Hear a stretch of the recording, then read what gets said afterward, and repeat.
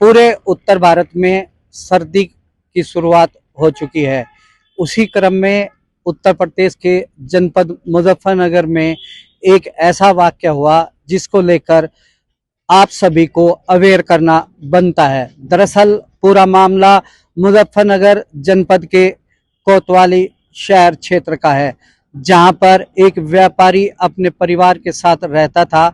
वो सुबह के टाइम जैसे ही अपने व्यापार करने के लिए निकलने वाला था, उससे पहले उसकी पत्नी नहाने के लिए बाथरूम गई। बाथरूम तो वो नहाने के लिए गई, लेकिन वापसी जब आई तो वो जीवित नहीं थी। दरअसल पूरी घटना का जो कारण है वो उस बाथरूम में लगा गैस गीजर है, जिसमें जैसे अब सर्दी शुरू होती है तो हम सबको नहाने के लिए अक्सर गर्म पानी की जरूरत पड़ती है, जिसके लिए हम बहुत सारे तरीके अपनाते हैं। उन्हीं में से एक गीजर भी है।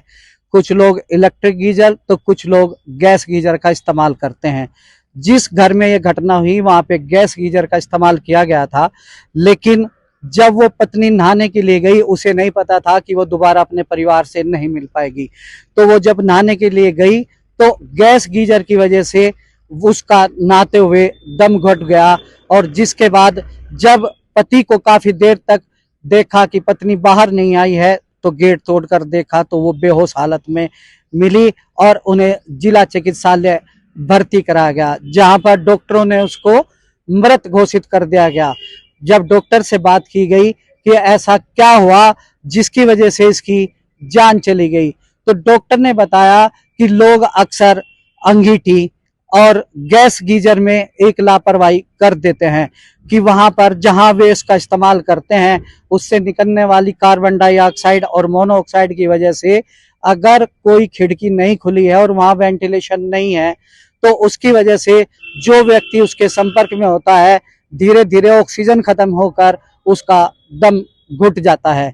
इसी क्रम में इस घर पर भी बहुत कहर बरपा और उसके दो छोटे छोटे बच्चे, पति, सभी लोग बहुत दुखी है। पूरी घटना को लेकर परिवार भी दुखी है, लेकिन उसके साथ साथ हम सबको भी सीख लेने की जरूरत है कि अगर कोई व्यक्ति नहा रहा है या गर्म सर्दी की वजह से रूम हीटर लगा रखा है तो वो इस चीज का विशेष ध्यान रखे। सर, एक महिला की बाथरूम में नहाने के दौरान मौत हो जाती है, कारण गीजर लगा हुआ था, गैस गीजर, और दम घुटने से होते किस तरह के से हो जाता है सर? देखो, लोग बाग जो समझते हैं कि गैस गीजर अंगीठी से अलग होता है, लेकिन ऐसा नहीं है। जो अंगीठी वाली कहानी है उसमें यही है कि अंगीठी में भी जो धुआं निकलता है उसमें कार्बन मोनोऑक्साइड होती है।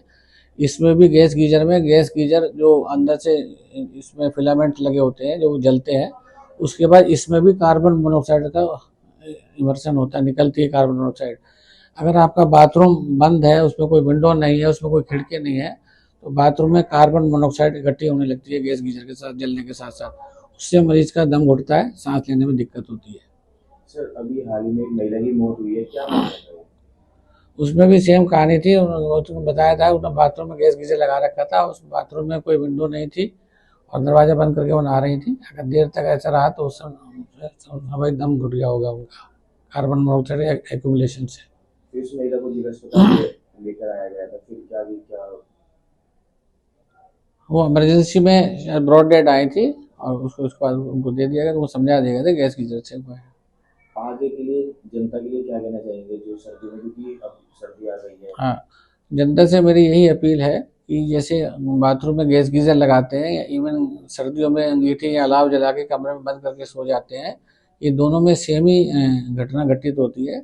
अगर ऐसा कभी करना है तो थोड़ी सी खिड़की या वेंटिलेशन ऊपर का प्रॉपर होना चाहिए, ताकि उसका धुआं यहाँ जो कार्बन मोनोऑक्साइड एक्यूमुलेट हो गई है वहाँ पर वो निकलती रहे। और लगातार ना चलाएं। गैस गीजर वाले कमरे में भी तो वेंटिलेशन होना चाहिए। अलाव भी लगातार ना जलाएं, अलाव खुले में जलाएं। अब अगर कमरे में भी हीटर या कुछ ऐसी चीज़ लगाते हैं उसमें कम मात्रा में कार्बन मोनोऑक्साइड बनती है, लेकिन उसमें भी वेंटिलेशन प्रॉपर होना चाहिए। जहाँ भक्ति है हर शब्द में, कथाओं में छुपे हैं दिव्य रहस्य और ज्योतिष देता है जीवन को दिशा। धर्म से जुड़ी हर बातों को जानने के लिए हमारे चैनल स्तुति को सब्सक्राइब करें। चैनल पर जाने के लिए इस लिंक पर क्लिक करें।